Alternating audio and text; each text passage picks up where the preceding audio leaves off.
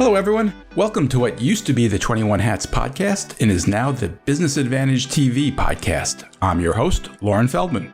In this week's conversation, Paul Downs, William Vanderbloemen, and Laura Zander talk about how the crisis has affected their own compensation. Paul also explains why he's not planning to pivot his business, even as his sales collapse. Normally, he says, his most reliable customers are other business owners. When they call to ask about a custom boardroom table, Paul and his sales staff know they are likely to buy. Right now, though, in the midst of a pandemic that has changed the way people look at commercial space, they aren't even calling. A lot of people have suggested that Paul, who used to make dining tables, pivot to manufacturing desks for home offices. So far, at least, he's resisted the idea. To walk away from what we know, he says, and do something that we don't know and that others know very well, I just feel like it would be a huge mistake. Even in good times, owning and running a business can be a lonely pursuit. Our hope is that these weekly conversations will, if nothing else, let owners know they are not alone in facing these challenges. This week's lineup features Paul Downs, who is founder and CEO of Paul Downs Cabinet Makers, which is based outside of Philadelphia and makes custom conference tables. William Vanderbloemen, who is CEO of Vanderbloemen Search Group, a recruiting firm based in Houston that works with churches and other faith-based organizations. And Laura Zander, who is CEO of Jimmy Bean's Wool, a digital version of a neighborhood yarn shop that is based in Reno, Nevada, and also has a wholesale supplier, Madelintosh, in Fort Worth, Texas. The episode is titled, The Case for Not Pivoting.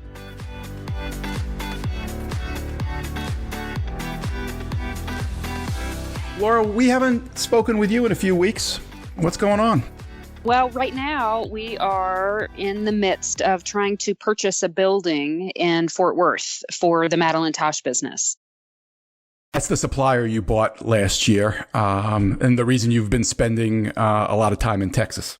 Yep, I'm there now kind of every other week. So I've been home in Reno this week, and then I go back to Texas on Monday. Go back to Fort Worth. So we're almost through the due diligence period. So we've been doing a bunch of inspections and all that kind of stuff, doing one of these SBA loans that Jay had told me about.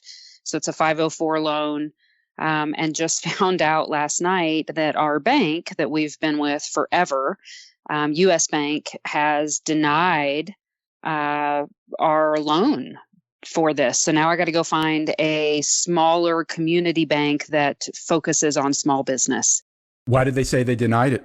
They denied it because of COVID, basically, in a nutshell. And that because we're in the retail and online retail industry, they have flagged all retail as, just super risky. Your business is up, though. At least Jimmy Bean's Wool, your online sales are up, right? Yeah.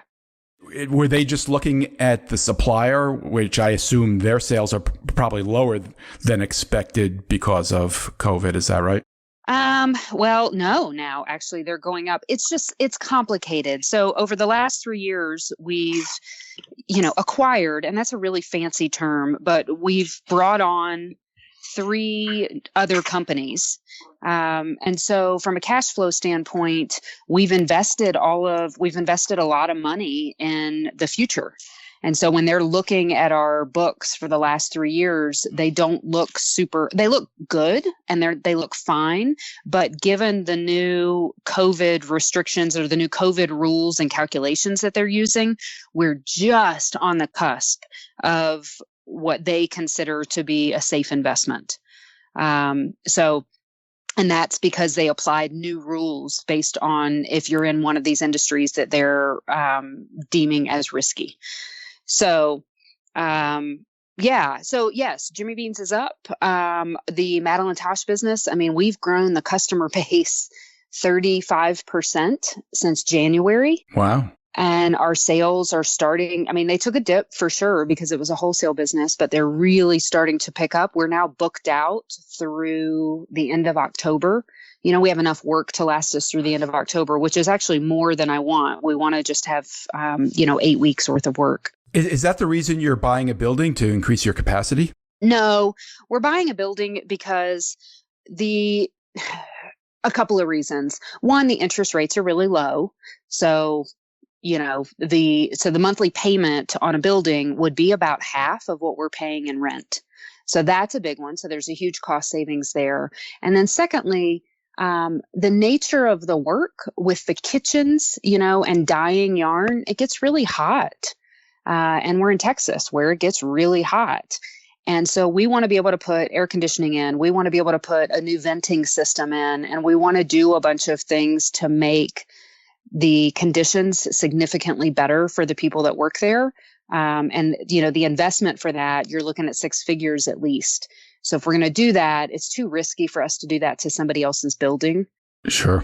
And we just, we had looked at buildings in the Reno area, but buildings in the Fort Worth area are about a third the price of what they are in Reno. Seriously, a third? Yeah. Wow. Seriously, a third. Why is that? Because it's Texas. William, you got any comment on that? No rules? Yeah, I mean, because we're the best country on earth. Texas. Yes. Yes.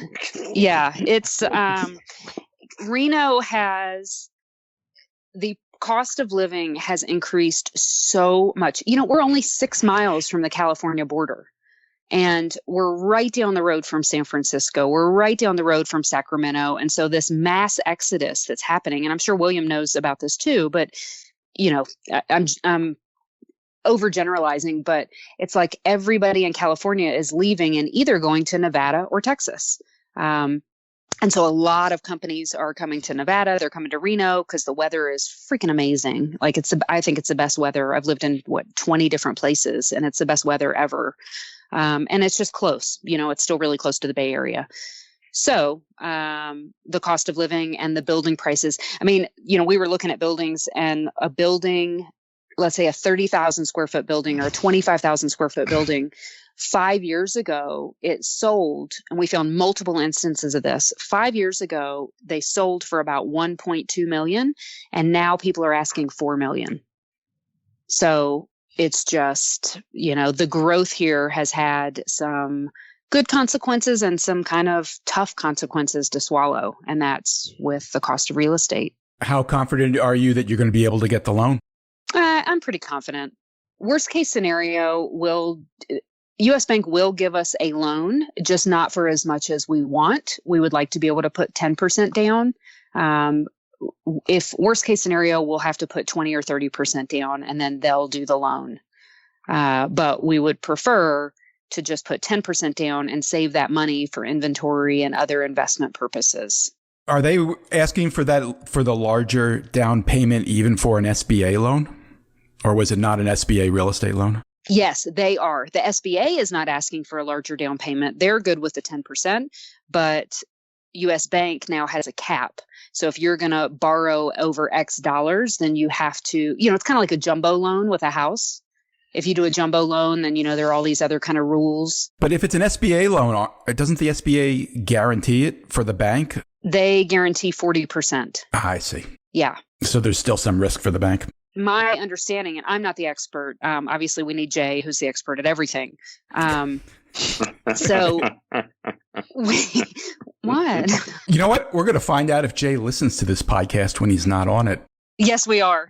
But my understanding is the way that it works is the day that we close, the bank funds the entire purchase. So they're on the hook for the whole thing. And then if you have to do improvements, and in our case, we need to do a few things. While we do those, let's say that takes 30 days, the bank itself is on the hook for the entire loan. And then once the improvements are done, the SBA portion comes in and they kick in 40%. I see. William, what's going on with you? I think we've, our work is primarily with churches and with schools, and churches are not meeting, and schools, who knows if they're going to reopen, and everybody's got very strong opinions about all of those things. So I think we've settled into a new place, Lauren, of, what's the way you're supposed to say this? Coexisting with the virus and figuring out what that means for our company. If people have listened to the show during this pandemic, that very early on, like second week of March, we cut 40% of our operating expenses, anticipating that we would have a significant drop off for the year, maybe 25% down for the year financially. It looks like we're going to be down this year, but not by that much. Like we should end up a little better than that. The data that we're receiving is showing us that our clients are in better financial shape than anyone ever thought they would be, for a number of reasons. So we ended up, I think I've mentioned this before, but we ended up being kind of a hub of resources for PPP, how to apply to get your PPP loan, et cetera. And of the 90,000 faith-based organizations that receive PPP funds, we have had direct, real interaction with over 20% of them. And we've sent a survey out to say, okay, tell us how you're doing. And it's better than thought. Most of them have not reduced their headcount. Most of them are doing fairly well financially. I think we realized this pandemic for our particular business with churches and schools is going to impact us probably at least until this time next summer. And we better be buckled down and ready to live in this reality for a while. But on the other hand, that reality is not as bleak as it looked in March and in April. Does that make sense? That makes sense. And we're launching a new company a week from Monday, so that's kind of fun. What's the new company? Same sector, but so in our world, this is kind of inside language, but they're executive search firms like the Korn Ferries of the world that do C-suite work and maybe executive vice president searches. That's sort of what we do in the church world. If the church has a C-suite, just the senior leadership, what we've not ever been able to do is function like a staffing company for people that need a person that makes $40,000 to $60,000 a year, that usually has a shorter tenure. And so we've spent a long time researching how to do that, and we're opening that up. Why are you doing this as a separate company? There are a lot of different reasons. I mean, I always like to seal things off from a liability standpoint.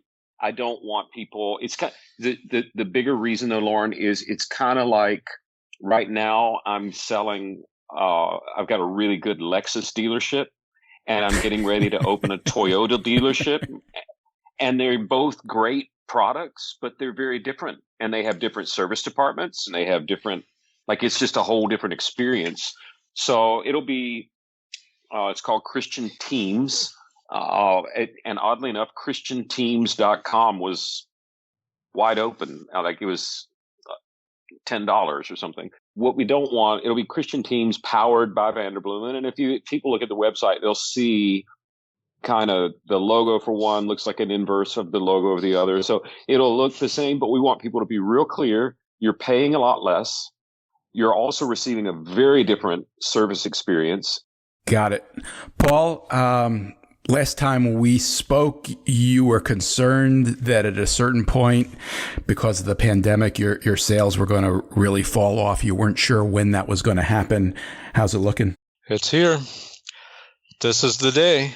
Oh, I'm sorry to hear that. What do you mean by this is the day? Well, we track first just the number of people who call us. And then look at those calls and divide them into a bunch of different buckets, because we know who of those callers are likely to be buyers. And so we've seen a drop of 20 to 30% in overall search or inquiries, we call them, overall inquiry volume since about the middle of March. And usually we have some drop in the spring, but not that bad. But the critical thing to me is that we've really seen a particular type of buyer who we've done a lot of business with just disappear. And that would be people just like me and Laura and William, owners of companies who are companies doing well. They're moving into a new facility and they want a flagship boardroom. And those people have just gone, they've gone to ground. And even though there's a lot of people who are doing fine in the middle of all this. I think everybody is kind of worried about whether it gets better or worse. And so we're not seeing that level of, yeah, I'm going to splurge on this, this thing that I don't need to be fancy, but I'd rather have it fancy. So to get back to Lexuses and Toyotas, they're thinking about Toyotas or thinking about nothing as opposed to Lexus. And so that's having a big effect on us. We are also sort of getting to the point where with the pipeline so dry, the parts of my company that deal with the incoming inquiries and then the level of sales have been built to handle somewhere between 4 and 5 million a year in business. And we are most likely to be looking at 2 million next year. So the pipeline is drying up from the front, and I have more capacity than I need in those parts of the operation. Now, we're still running the shop at full speed, but eventually that's going to have to slow down too. And I've been thinking all along, end of the summer is when this is going to hit us. And here we are. Nothing's changed, except now I have to deal with it. So that's how I'm doing. Have you decided what you're going to do? Well, there's two ways to think about it. It really depends on what you think the problem is and what the solution is. And the problem clearly is COVID. Like there's nothing else. We were doing fine before this, but there's always something different you could do, right? So that whatever marketing and sales operation I had on February 1st could have been tuned up in various ways. It happened to have been working fine and producing the quantities we wanted, but let's just say it was improvable. And so that one of the things I could do would be say, you know what, it's just COVID. That's it. And when the world feels better, the buyers will come back. And that strategy would be just hunker down and make the cuts to cost as the demand disappears for the different parts of the company, and then just shrink. I don't think we're going to go to zero, but I think we're going to be a lot smaller next year. And so I would just scale back. I'd cut people. I would cut hours. I would cut cost and go back to whatever we were when we were a $2 million a year company. And then the other thought would be, okay, that's going to happen. But if you counterpunch, if you go on offense in places that you could have gone on offense, then maybe you can turn that 2 million into 2.5 million. And there's a number of different things that I would do if I believe that was the right strategy. And I'm really bouncing back and forth over which one is better. Because the argument against going on the offensive right now is that, you know, you do whatever you want. It's just the wrong moment. And so if I go and hire do some more marketing, do some more AdWords buys, keep my staff, all my sales staff on in the hope that we get revival sooner rather than later, then I'm burning my reserves faster than I would ordinarily. And it may be that all of those efforts, it doesn't really matter what I would do.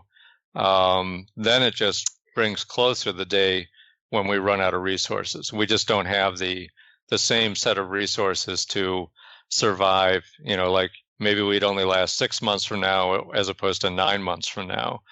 And so those are the things that I'm trying to figure out. You know, Paul, we're kind of going through the same thing with this business that we bought in November. They were doing 4 times more than kind of what we're doing right now a few years ago. And now granted, I'm in a different situation because I have another business that is doing fine, so I can subsidize that. So I've kind of got my own PPP, if you will.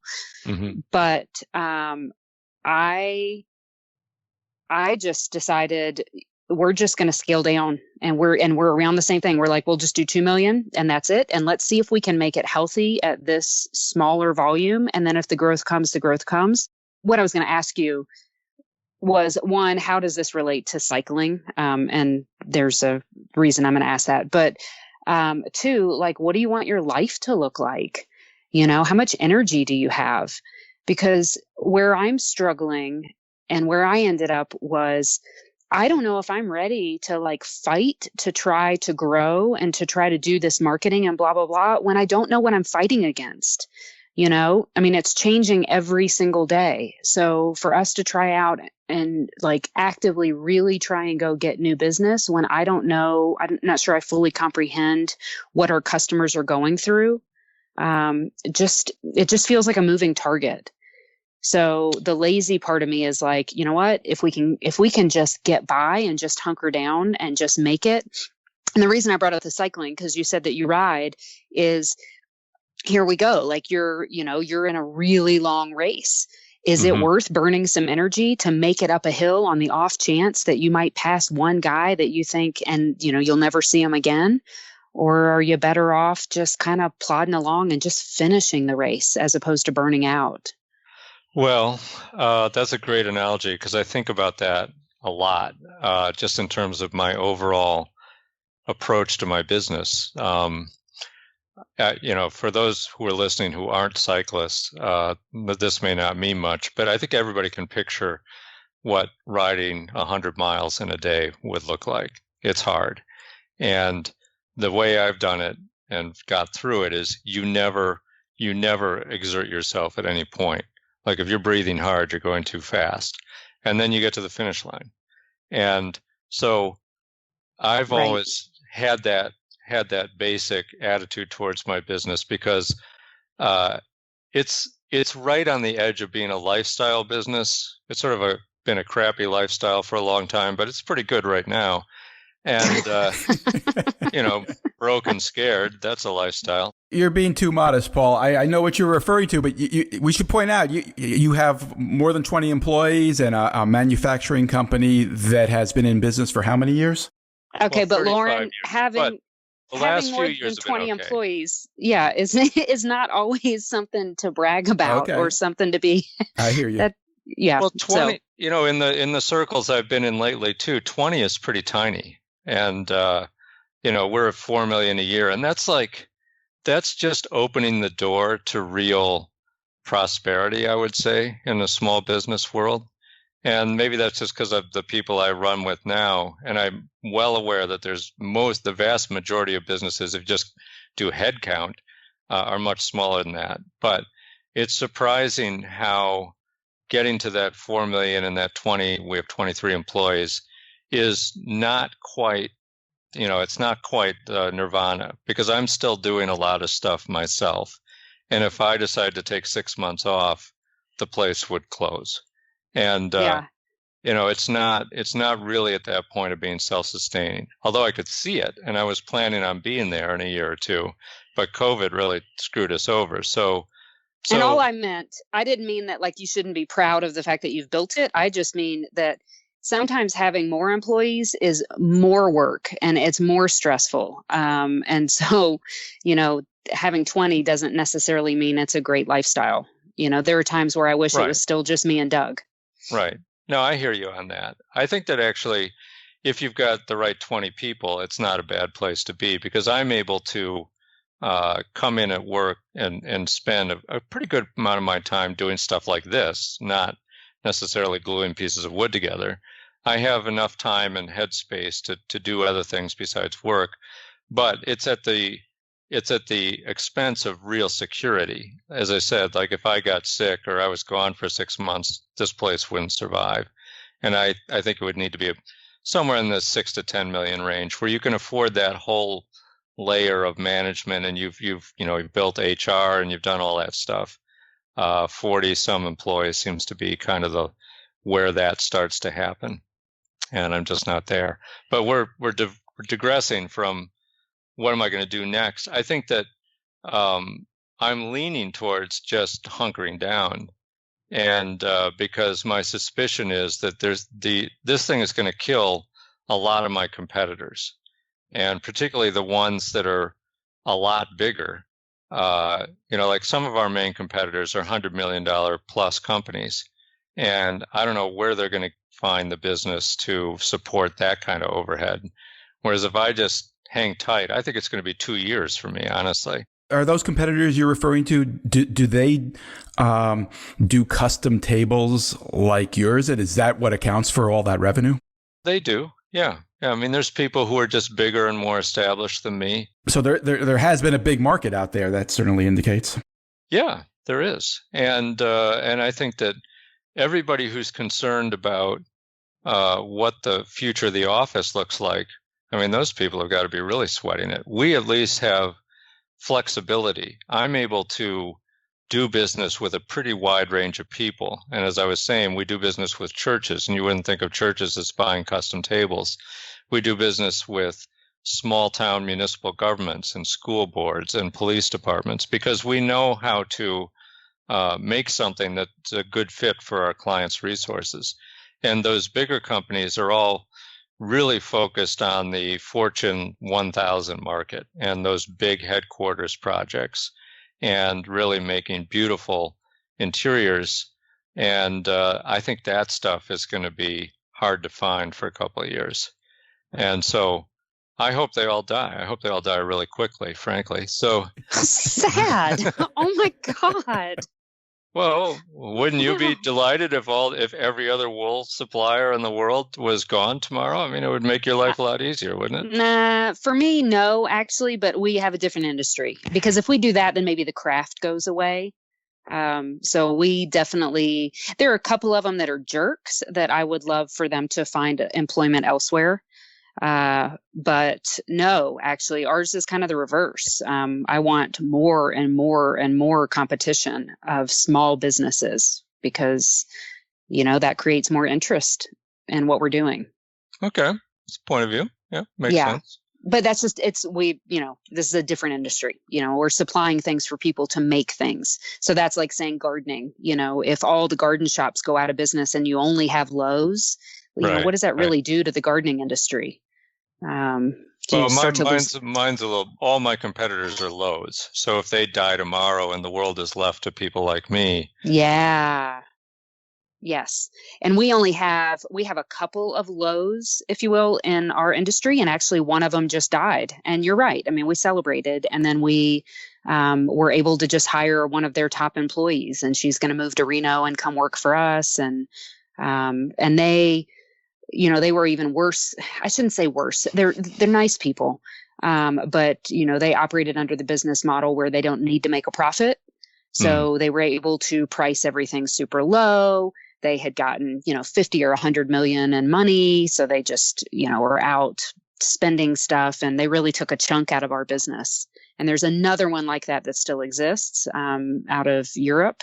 So you're right. I wouldn't mind if they passed away gently. You would think I'm in the church or faith-based or Christian space, so I want everyone to live and be happy and, wouldn't want anything to die. I do want healthy competitors to do well through this. Unfortunately, I've got two different issues when I think about competitors. One is we frankly started this industry and we're trying to legitimize a new idea among a group of clients that are not known for accepting new ideas very quickly, right? So the more people that are doing a good job of it, the better for us just legitimizing an industry because we're far and away the largest in our industry, but we haven't even scratched the surface. It's not a foregone conclusion that a church uses a search firm or a school uses a search firm yet. So I want the people that do quality work to do well. The other side of that is to enter the search world. Here's what you have to do. Hang a shingle that says, I'm in the search world. That's all. There's no barrier for entry, which means there's no quality control, which means there are people that undercut on price and then really do a bad job, and it gives everybody else a bad name. And if the pandemic causes them to go pursue other interests, that won't bother me a bit. Well, you'd be surprised. In woodworking, it's pretty much the same thing. The vast majority of businesses are started by some guy in his garage, and we have to deal with that. Wishing for your competitors to die is churlish in a way because in every business failure, there's an enormous amount of human suffering. And no, I don't want it. I don't want that to happen to anybody in any of those companies. You talked about what your options include, and the question of whether it makes sense to, burn some of that energy in that dry powder. Now, are you thinking of trying other products, making something other than conference tables? No, and I've heard that suggestion a lot, and there's a reason for that, and that is that almost everything that we could make, that we could pivot to, there's somebody already there. And the way the furniture industry has gone in the last 15 years since we started concentrating on this big tables is for much more in terms of furniture to not be a huge deal as a purchase. So now it's a lot of people have suggested that I should look into making desks for people who are now working at home. And the fact is, most people who are working at home don't care about their desk. You don't see it on Zoom, so it's not a prestige item. And also, if they feel like, oh, quick, I got to set up an office in my closet, they can go on Amazon or Wayfair and get a $400 stand-up, sit-down desk that's perfectly good, and it'll be in their house tomorrow morning, or a day or two later. And there's no way in the world we can compete with that. And so my thought is we have a very specialized skill set, and what leads to a $400 desk delivered in 2 days is not what we do. You need an entirely different operation, different level of capital. You're now in sort of like a global supply chain world. You're in warehousing, inventory, blah, blah, blah. There's a million things that if we even pretend we can do that business and start spending money to try to do it, we're just going to get our brains beat out. And what we actually know how to do is very specialized, very difficult to learn.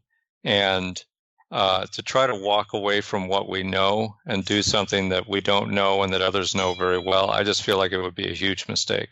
That makes sense. Yeah, super fair.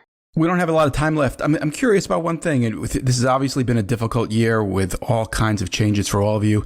Have any of you had to adjust what you pay yourselves, what you're taking out of the business? Yeah, I did. I stopped paying myself a month ago. And part of that was in preparation for having to cut staff. And I want everybody in my company to know that I lead from the front, that if there's going to be cuts, the first person who gets cut is me. And that means, I'm working for free. And now I happen to be in a financial position with cash reserves at home. I'm very conservative about that. And I always keep a lot of money hanging around. And so I've got 3 years worth of basic home expenses in my checking account right now. And the mortgage is paid off and the kids are through college, and I could scale back pretty well. Trust fund? How did you do that? No, I don't come. I come from wealth, I would say, but it wasn't wealthy wealth. And it was mostly just saving. It was mostly just saving money over the years. I'm a cheapskate. I would never go. How old are you? 58. I would never go anywhere near a Lexus dealership. Yeah. Yeah. So Huck, my son, he's 11.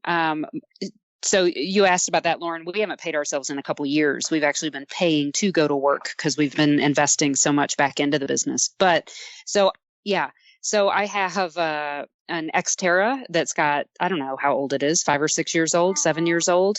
And it's just a shit box. It's dirty. It's nasty. And my son has been going to this little camp, and he rides around, and his PE coach has a new car. And so Huck says, we're like, look, next year is going to be a better year. It's going to be much better. We might actually get paid. We might make some money. He's like, Mom, if you make money, can you please buy a new car? And maybe you could get some plastic surgery. And then maybe you could buy designer clothes like Louis Vuitton and look like all the other moms. And I'm just like, so, okay. All right. Thanks. Great.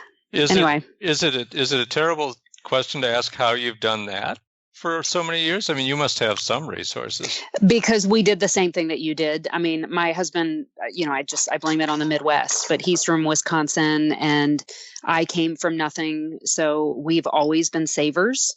And our lifestyle has always been one that we can support if only one of us has a job. So we just have saved everything, so we have the same thing. We've probably got 5 years worth of saving, or we did, had years and years and years worth of savings. I'm curious, Laura, your business has been doing, reasonably well, at least well enough the last few years that you've been buying other businesses. Do you regret not paying yourself the last couple of years? I don't know, because I see the big picture and the long term. Like Namaste is the handbag line that we bought 3 years ago. And we didn't spend a ton. Well, no, we did spend a ton for inventory and stuff. We turned that into $1 million business within 12 months, with huge margins. And then, the same is going to happen with this Madeline Tosh business that we just sunk everything into. So in 2 years, it'll pay for itself over and over again.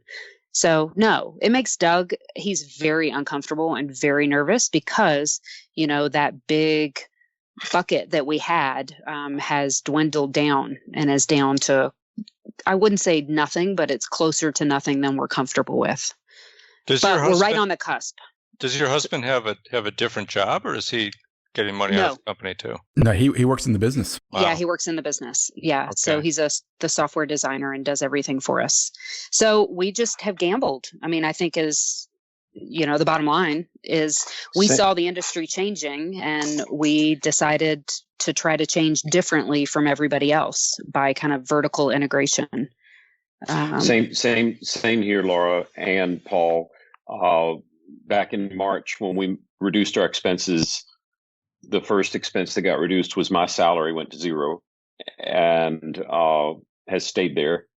And then I asked our lead team to take the biggest cut after that, and then we left people alone if they were making, I think it was less than $75,000 or something like that.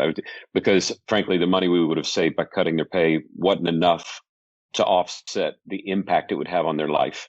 So we kind of did a little bit of Robin Hood pay cuts, and that began with me. And then likewise with you, Laura, we're not, we have no debt. We have, we're cash-based, not even accrual-based accounting, which I know is primitive. We don't sock away a ton of cash. We keep pouring it back into the business and expanding and taking calculated risks. But time will tell whether we were right. I think that what I'm thinking of is I'm 58. I've got hopefully at least 10 years, but not too much longer than that.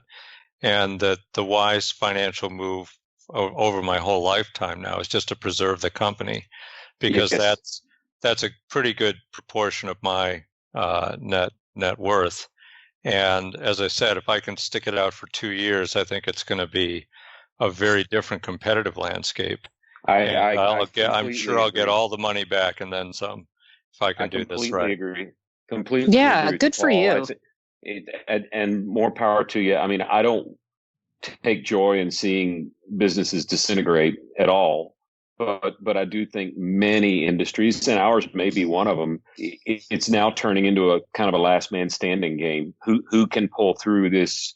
What we thought was a blizzard turned into long winter, and now is actually a little mini ice age. I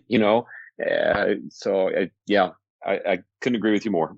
I've had my salary cut fairly dramatically this year. I didn't suspect that I was the only one on this podcast getting paid, and I'm not sure what to think of that. But you're a journalist. You don't make any money anyway, right? That's right. So the percentage cut doesn't hurt as much. Exactly. Guys, we are out of time all too quickly once again. Thank you for taking the time, and thanks for talking about things that often don't get discussed.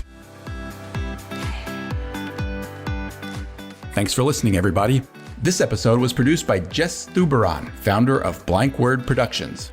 Remember, we started the 21 Hats podcast to help business owners feel a little less isolated, to let them know they aren't the only ones fighting these battles. If you got something out of this conversation, please help us reach more people. Tell a friend, subscribe and review us wherever you get your podcasts.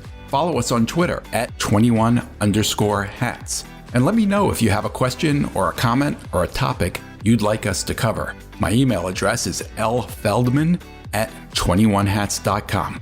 See you next time.